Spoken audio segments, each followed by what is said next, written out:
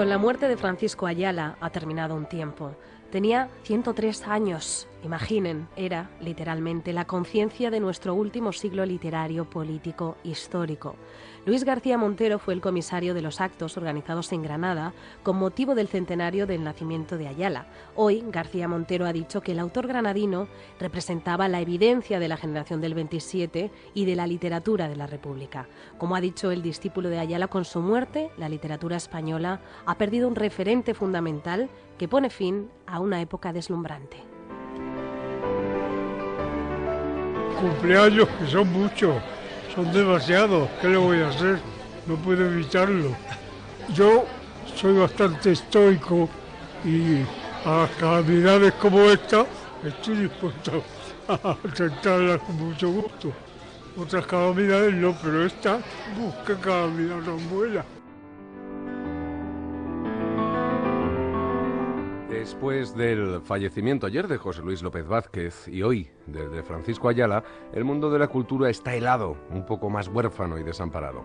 Hoy es un día fatal para el pensamiento. Apenas dábamos abasto en el área de cultura trabajando en rendirle el debido homenaje a Ayala, cuando la noticia de la muerte del antropólogo Claude Lévi-Strauss nos ha roto a todos los esquemas. Vamos a intentar contarles todo como ustedes y como estos históricos de la cultura y las ciencias sociales se merecen. Como ven, en el Ojo Crítico no está siendo un buen día. Sin embargo, hay una pequeña luz al final de estos días oscuros, la luz que impregna el Premio Ojo Crítico. Hoy hemos comenzado a fallar estos galardones que desde hace casi 2 décadas premian a jóvenes valores en 7 categorías. Hoy, un jurado ha elegido al Premio Ojo Crítico de Música Moderna 2009. DeLorean. El grupo vasco se ha alzado con este galardón por, entre otras razones, saber aunar el pop con la electrónica y defender este cóctel con unos buenos directos. Hablaremos con DeLorean más adelante. Ahora queremos rendirle ese merecido homenaje a Francisco Ayala. Lo haremos gracias al área de cultura y de Laura Lucas en la realización. Saludos de Laura Barrachina y de Julio Valverde en los micrófonos. Comienza el Ojo Crítico.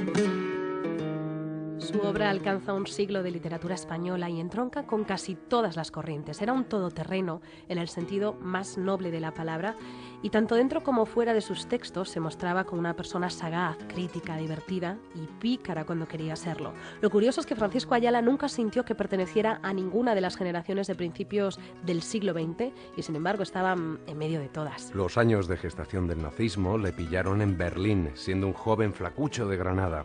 La instauración de la Segunda República le cogió en Madrid y el golpe del 36 le mandó hasta Argentina. Siempre que miraba hacia atrás, le salía una palabra a los labios: exilio. Al exilio, decía Ayala, le debía todo. Modesta Cruz nos ha preparado el perfil de este ejemplar único, una aleación de compromiso, silencio, literatura y memoria.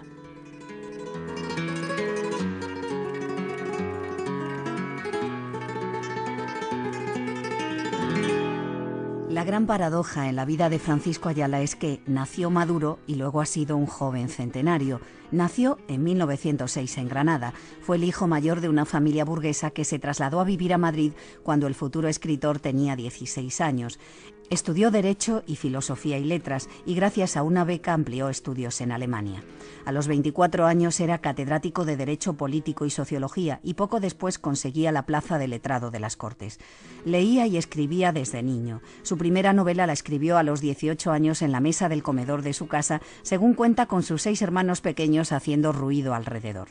Era la tragicomedia de un hombre sin espíritu, a la que siguió un año después, en 1926, Historia de un amanecer. A finales de los años 20, títulos como El boxeador y un ángel o Cazador en el alba muestran su influencia por el movimiento vanguardista. Como tantos miembros de su generación leales a la República, al terminar la Guerra Civil tuvo que iniciar el camino del exilio. En su caso no fue un exilio dramático. Francisco Ayala ha sabido adaptarse con facilidad y sin dramatismos a las situaciones que la vida le ha presentado. Yo he procurado siempre ajustarme a la realidad del entorno y asumir la realidad como es. En Buenos Aires dio clases en la universidad, escribió varios tratados de sociología, colaboró en el periódico La Nación y publicó Los usurpadores y la cabeza del cordero, 2 libros de relatos en los que está muy presente la guerra.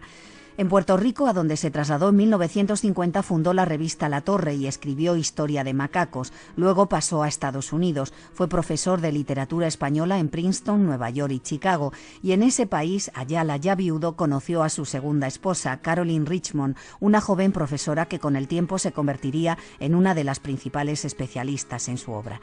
En esa época publica Muertes de perro y El fondo del vaso, sus 2 novelas más extensas, donde bajo el aspecto de caricaturas de las dictaduras populistas hispanoamericanas hace una profunda reflexión sobre la naturaleza humana, su desamparo, su egoísmo y a veces su inocencia.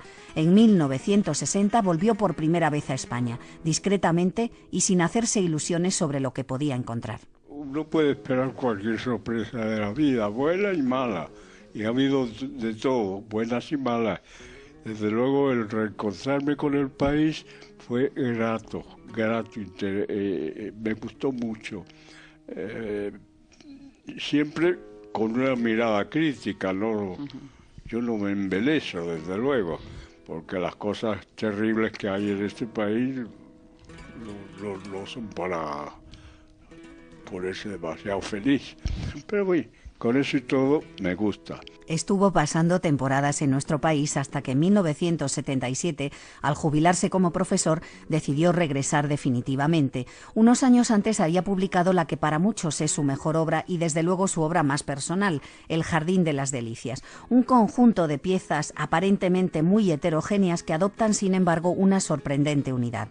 Ayala fue elegido académico de la lengua en 1983. Ese mismo año publicó una especie de memorias que él, tan poco dado a la evocación, tituló con sabiduría y contención Recuerdos y olvidos. Un libro que, como todos los suyos, luce una prosa rica, llana, un poco arcaizante. Aunque nunca fue un escritor popular, los años le trajeron todo tipo de reconocimientos, el Premio Nacional de Literatura y el de las Letras, el Príncipe de Asturias y en 1991 el Cervantes. La palabra que mejor define a Francisco Ayala es lucidez. Lucidez crítica, ironía sarcástica, inteligencia, sosiego, clasicismo, todas estas palabras servirían para retratar a un hombre que más que los dogmas buscó los matices, que nunca miró el pasado con nostalgia y que guardaba un buen recuerdo de todo porque, según confesaba, nunca hizo nada de lo que sintiera que debía arrepentirse. Felicidad consiste en la conciencia de haber hecho uno lo que debe de hacer. Y yo creo que esa conciencia la tengo. Y no creo que haya en eso error ninguno, porque cada cual sabe. En el fondo, cada cual sabe si ha hecho lo que debía o no. Ayala pertenecía a una generación de españoles que en la estela de su maestro Ortega reflexionó sobre los problemas del presente de forma independiente y reivindicó el papel del intelectual como un ser humano comprometido, aunque sin filiación partidista concreta. Lo demostró viviendo el exilio sin rencor, él que había perdido en la contienda a su padre y a un hermano. Era su actitud ante el mundo.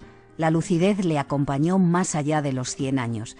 Cuando aún bromeaba y decía que se veía como su propio antepasado, también sabía adoptar el tono profesoral y hacernos un análisis sagaz de la literatura española. Hay muy buenos escritores, pero están un poco desconcertados, porque el ambiente, como digo, es mediocre. El ambiente general es aplastante. Y esos buenos escritores están tentados, están en la tentación. Y algunos están sucumbiendo a ella. Y la tentación es ponerse a ganar dinero, a ganar mucho dinero. Como si eso sí representara algo. Porque, ¿qué más da? Si uno tiene para comer dignamente y vivir tranquilamente, ¿Para qué le importa tener más dinero en el banco? ¿Para dejárselo a la familia luego cuando se muera? Pues, es tontería.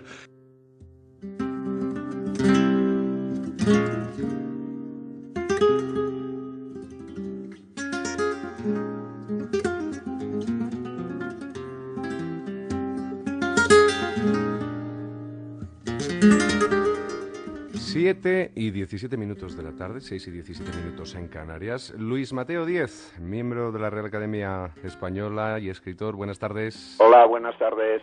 Gracias, Luis Mateo, por atendernos en un día así.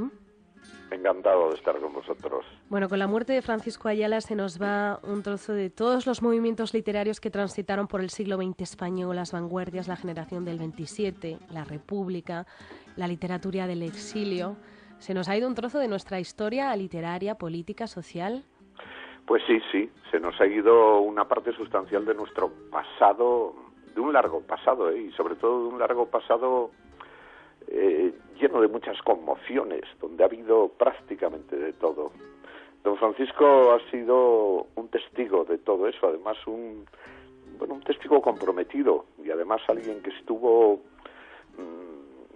en el vértigo y que fue traído y llevado por el viento de la historia. Yo creo que él fue, no sé, pocos quedan ya, 103 años eran muchos, aunque lo hubiéramos querido muchos más, pero es difícil comparativamente encontrar a alguien con esa dimensión de lucidez, de conciencia moral y de dimensión en el tiempo. Un testigo excepcional, Luis Mateo, tú fíjate, reside en Berlín entre el 29 y el 31, casi en plena gestación del nazismo, lo nombra el letrado de las Cortes en la República, el golpe del 36 le pilla en Sudáfrica dando conferencias, pero enseguida lo exilia a Argentina haciendo escala en París. La verdad es que es muy difícil, como decías, poder asistir a todos estos momentos históricos de tanta trascendencia. Sí, además lo que asombra, o lo que no deja de ser algo excepcional en él y en tantos escritores europeos que pudieron tener vidas paralelas, españoles también, por supuesto, es esa excepcionalidad del tiempo, esa vida tan ajetreada por la historia y, sin embargo, esa capacidad personal de hacer una obra tan importante como la que hizo en tantas dimensiones y en tantas variantes. O sea que don Francisco siempre encontró el lugar y el tiempo, más allá de los traumas, del vértigo, de lo que le trajo y le llevó en tantas ocasiones, para hacer una obra no solo importante, sino extensa. Uh-huh. Luis Mateo Díez, nos acompaña también al teléfono Benjamín Prado. Benjamín, buenas tardes. Hola, ¿qué tal? Buenas tardes. Bueno, supongo que estabas escuchando todo lo que decía Luis Mateo Díez también.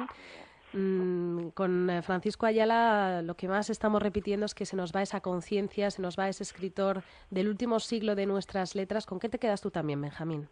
Bueno, yo creo que me puedo quedar con muchas cosas, tanto desde el punto de vista personal como desde el punto de vista literario, ¿no? Yo siempre lo llamaba Paco Ayala, o lo llamaba Paco y de usted. Yo creo que eso explica bastante bien la relación de amistad, pero también de respeto que había con él, ¿no? Es verdad lo que dice Luis Mateo, tiene una obra muy amplia, no solo en extensión, por número de libros, sino una obra muy amplia por la cantidad de géneros que tocó, porque es que escribió novelas, escribió relatos, escribió unos ensayos de una lucidez extraordinaria, además los que están reunidos en su libro El escritor y su siglo, escribió sociología, escribió artículos, en fin, era un hombre sí, es una dedicado... Sí, en cuerpo y alma. Transoceánica. Yo no sé si estáis de acuerdo esto, me gustaría preguntároslo a los dos. La crítica suele intentar dividir su obra como en dos etapas, anterior y posterior a la Guerra Civil. Una primera etapa a la que pertenecerían, desde luego, sus primeras sus primeras obras como Tragicomedia de un hombre sin espíritu, Historia de un amanecer, luego también El boxeador y un ángel, que ya iban asomando ahí las vanguardias, El cazador en el alba, y esa segunda etapa que comienza casi en el exilio con El hechizado, el relato que luego formaría parte de Los usurpadores, no sé, luego vendría En la cabeza del cordero, ese conjunto de relatos sobre la guerra civil, Muertes de un perro. Yo no sé, es que es muy difícil pormenorizar o clasificar de alguna manera esta obra tan extensa.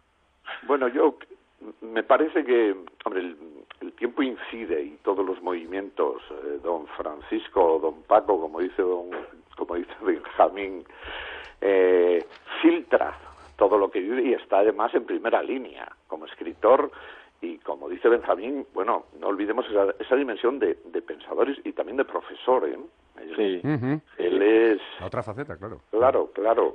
Y de memorialista, ¿no? Porque un libro maravilloso, claro, memorias, casi el que yo prefiero de todos sus libros es Recuerdos y Olvidos, los tomos de sus memorias, que son una auténtica delicia, ¿no?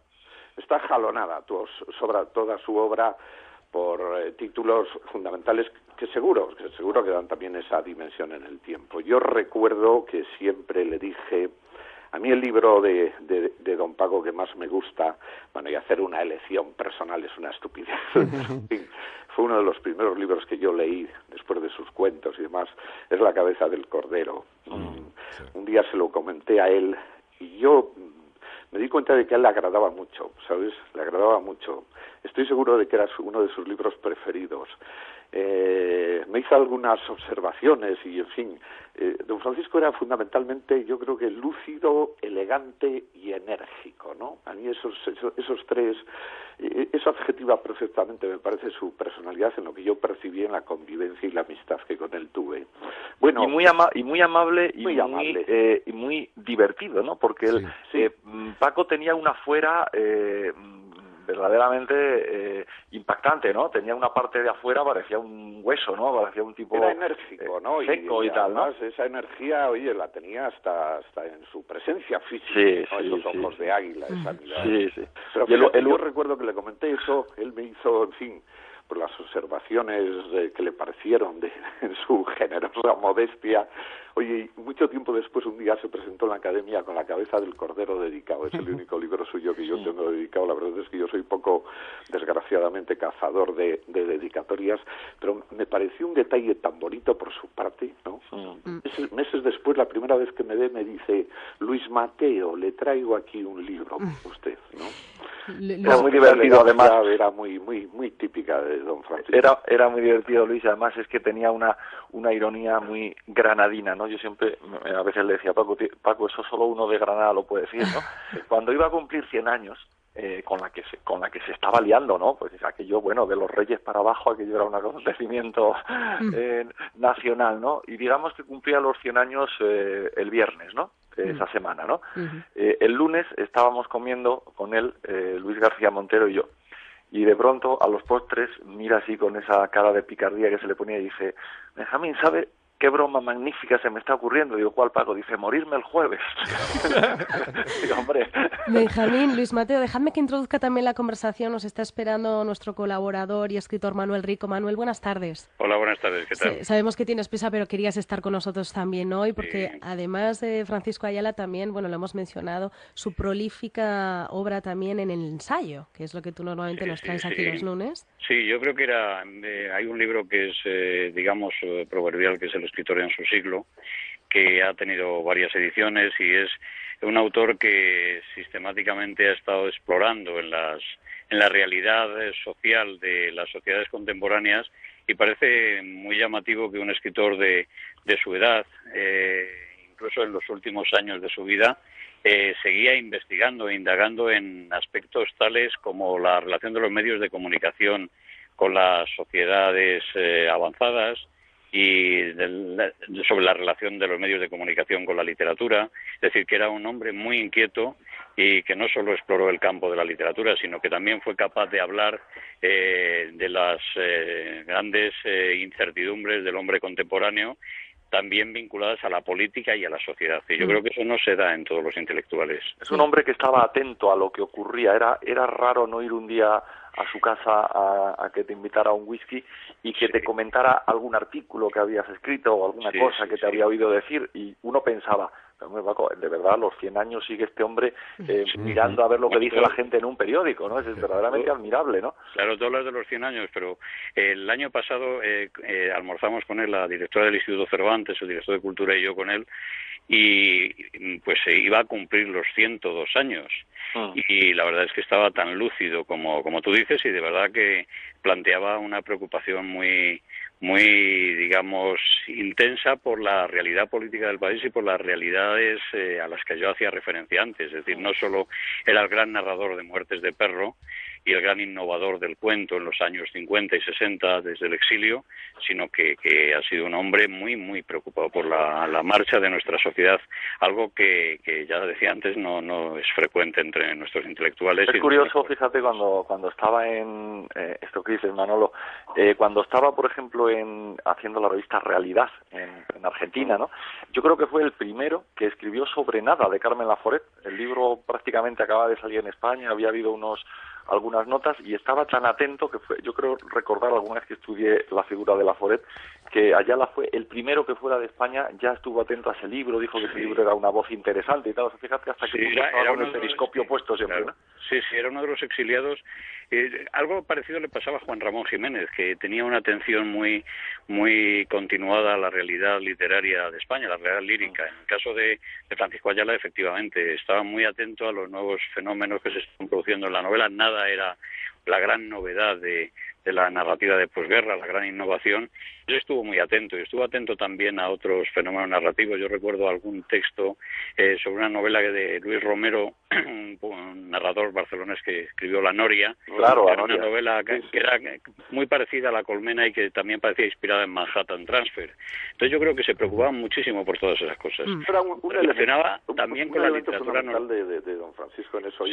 Es como de los siempre de los grandes intelectuales, esa continua curiosidad, ¿no? Está claro. Era un personaje que tenía como una inquietud interior fuerte y siempre saliendo hacia afuera, ¿no? Sí. No era una inquietud que ha mantenido hasta el final. La verdad es que nos gusta mucho saber que junto a Luis Mateo Díez, a Benjamín Prado y Manuel Rico hemos establecido aquí un punto no solo de recuerdo, sino también de refrescar su memoria para todos aquellos pues que se digamos ahora pueden introducirse en la literatura de Francisco Ayala, que es lo que también intentamos en El Ojo Crítico. Manuel Rico, gracias por acompañarnos hoy en El Ojo Crítico. Gracias a vosotros, y bueno, pues condolerme por la desaparición de Ayala, pero evidentemente los grandes escritores como él no se van nunca, estará siempre con nosotros. Muchísimas gracias, y un saludo a Luis Mateo Díez y a Benjamín. A ti, Manuel. Un abrazo, Benjamín, lo mismo, muchísimas gracias por habernos atendido y haber compartido estos minutos aquí de homenaje. Cuando queráis. Un Hasta abrazo luego, para todos. un Y saludo. Luis Mateo Díez, gracias como siempre por atender al Ojo Crítico. Muy bien, muchas gracias. Un abrazo.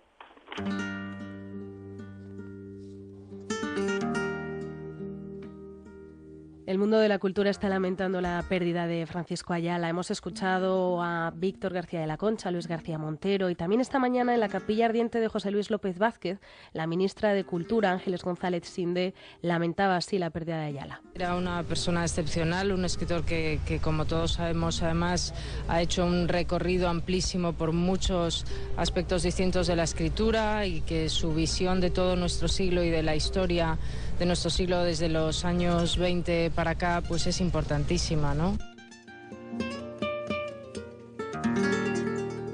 Desde las 7 de la tarde el cuerpo del escritor está siendo velado en el tanatorio Parque San Isidro de Madrid. Por allí se espera que pasen todas las personas cercanas al escritor. Allí está Beatriz Pola. Beatriz, buenas tardes, cuéntanos. Buenas tardes, Julio, buenas tardes, Laura. Buenas tardes. Ya lo habéis dicho, día muy triste para el mundo de la cultura aquí en el tanatorio de San Isidro de Madrid. Uno de los primeros en venir a despedirse de su amigo Francisco Ayala ha sido el escritor Luis García Montero. Nos ha contado que estuvo ayer con él, que estaba tranquilo y que hablaron sobre la situación del país y de política. Se va, dice, uno de los renovadores de nuestra literatura. Pues sabéis que ha sido uno de los grandes narradores, quizá el último representante de la generación del 27, del segundo siglo de oro de la literatura española. Él adquirió ya protagonismo en la época de la vanguardia, con libros vanguardistas muy importantes como Cazador en el alba. Después representó el exilio español en Argentina, con algunos libros ya de tono realista como La cabeza del cordero, y finalmente en su exilio en Norteamérica pues fue un renovador de la prosa. Otro de los que ya han venido a despedirse de Francisco Ayala ha sido Víctor García de la Concha, el presidente de la Real Academia Española. Víctor García de la Concha, que bromeaba sobre la salud de hierro de Ayala, no quería, dice García de la Concha, perderse ninguna de las sesiones de la Academia. A nosotros nos queda ese recuerdo de Ayala lucidísimo hasta última hora, activo hasta última hora. Y desde luego en la Academia, pues un hombre enamorado verdaderamente de la Academia. Fíjese, yo he mirado el anuario, 1.441 asistencias. Fíjese lo que eso significa, ¿no? De fidelidad, jueves tras jueves, a los trabajos de la Academia. Los restos de Francisco Ayala serán velados hasta mañana, cuando serán incinerados en una ceremonia de carácter privado. Beatriz Pola, gracias por contarnos cómo están siendo estas primeras horas en el Tanatorio Parque San Isidro de Madrid. Gracias. Hasta luego.